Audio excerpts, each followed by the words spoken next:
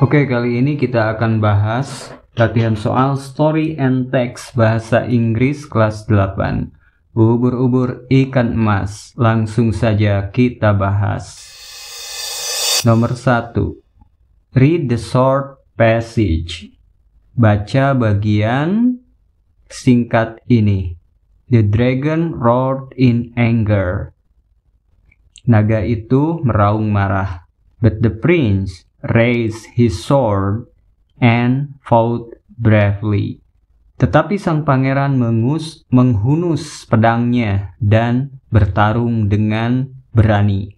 At last, akhirnya, the dragon flew away. Naganya kabur, defeated, terkalahkan. This paragraph belongs to the. Paragraf ini merupakan bagian dari A. Complication, komplikasi. B. Resolution, resolusi. Atau C. Orientation, orientasi. Di sini ada kata at last, the dragon flew away. At last, akhirnya. Maka bisa disimpulkan bahwa ini merupakan bagian dari sebuah resolusi. Ya, akhir atau kesimpulan dari sebuah teks naratif. Kemudian, nomor 2, identify the correct structure of a recount text. Identifikasi atau kenali struktur yang benar dari sebuah recount text. Teks yang menceritakan pengalaman. A. Goal, steps, result. Tujuan, langkah-langkah, hasil. B. Orientation, events, reorientation. B. Itu orientasi, kejadian-kejadian, dan reorientasi. C. Introduction, description. Nah, ini recount text berarti menceritakan pengalaman yang terjadi, biasanya merupakan langkah-langkahnya itu ada orientation, event, and reorientation. Kita pilih B. Nomor 3, which of the following is a typical problem in a narrative? Di manakah yang di bawah ini, manakah yang ada di bawah ini yang termasuk kepada masalah yang ada di teks naratif? A. A character gets lost in the forest. Seorang tokoh cerita maksudnya. Ada satu tokoh cerita yang tersesat di hutan. B. A student explain his hobby. Seorang siswa menjelaskan hobinya. C. A boy describes his room. Seorang anak laki-laki mendeskripsikan ruangannya. Nah, ini teks naratif. Biasanya masalahnya itu ada misalnya seorang tokoh kesatria atau tokoh imajinatif yang punya masalah-masalah seperti dia lost in the forest, tersesat di hutan. Kemudian nomor 4, what language feature are often used in narrative text? Apa yang sering digunakan dalam narrative text? A. Present tense and list. B. Past tense and time conjunction. C. Passive voice and statistics. Untuk naratif teks biasanya karena ada kronologi waktu, kita gunakan past tense and time conjunction. Kata sambung waktu ya, karena berkaitan dengan kronologi waktu dalam naratif teks. Nomor 5, which sentence could be the beginning of a narrative text? The beginning. Kalimat mana yang kemungkinan merupakan awal dari sebuah teks naratif? A. There was once a poor farmer who lived in a small village. Suatu ketika ada petani miskin yang hidup di sebuah desa kecil. B. He is about 170 cm tall with wavy brown hair. Dia itu adalah seorang pria yang tingginya 170 cm dan mempunyai rambut bergelombang berwarna coklat, brown hair. C. First, you boil the water. Pertama-tama kamu didihkan airnya. Nah, ini narrative text berarti yang hal-hal imajinatif seperti itu biasanya A. There was once a poor farmer who lived in a small village. Nomor 6. What is the main purpose of a narrative text? Apa tujuan utama dari sebuah teks naratif? A. To entertain readers with a story. B. To inform readers about a topic. C. A conclusion. Nah, tujuan dari naratif teks itu salah satunya adalah untuk menghibur pembaca, to entertain with a story. Menghibur pembaca dengan sebuah cerita. Kita pilih A. Nomor 7, read the sentence. After that, we went hiking in the forest and saw some wild animals. Baca kalimat di bawah ini, read the sentence. After that, setelah itu kami pergi hiking ke dalam hutan dan saw some wild animals dan melihat beberapa binatang liar. This sentence shows, kalimat ini menunjukkan A. Predicting events, memprediksi kejadian. B. Recount event, menceritakan kejadian yang telah dialami. B. Describing appearance, mendeskripsikan penampilan. Nah, ini kelihatan banget ya, ini menceritakan hal yang telah dialami. Ini merupakan sebuah recount event. Soalnya kalau predicting event itu memprediksi kejadian yang akan terjadi di masa depan. Kemudian nomor 8, which part of the narrative tells how the problem is solved? Bagian dari teks naratif yang mana nih yang merupakan solusi dari masalah? A. Orientation, apakah orientasi? B. Resolution.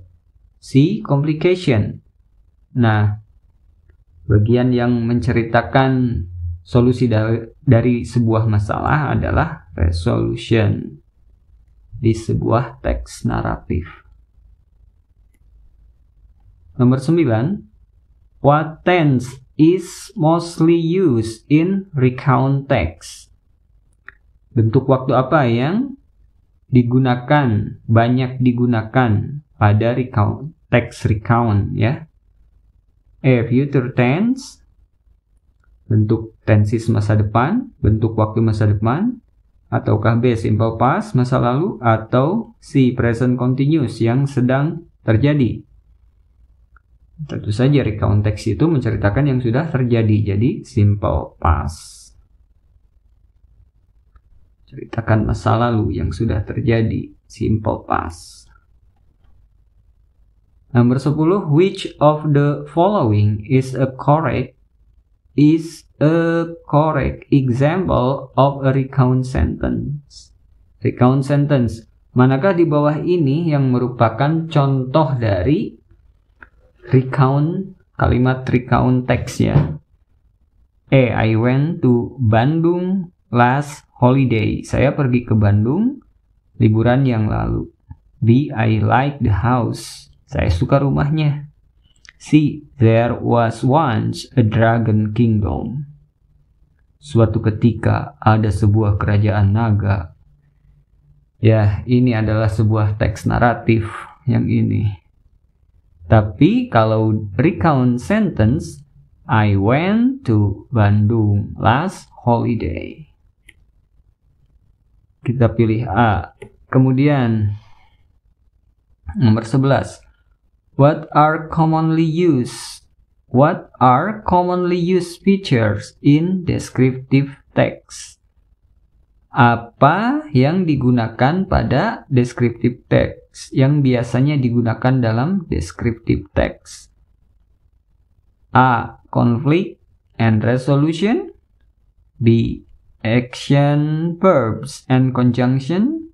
C. Adjectives and sensory details. Oke, ini kita garis bawahi descriptive text. Descriptive text itu berkaitan dengan panca indera ya. Mendeskripsikan sesuatu berdasarkan pengalaman panca indera. Sehingga kita pilih sensory details di sini ya. Kita pilih opsi C. Selanjutnya, which of the following is a correct descriptive sentence? Manakah di bawah ini yang merupakan kalimat deskriptif? A. The mountain is tall and covered with snow. B. Hello everyone, nice to meet you. C. Last weekend I went to the zoo.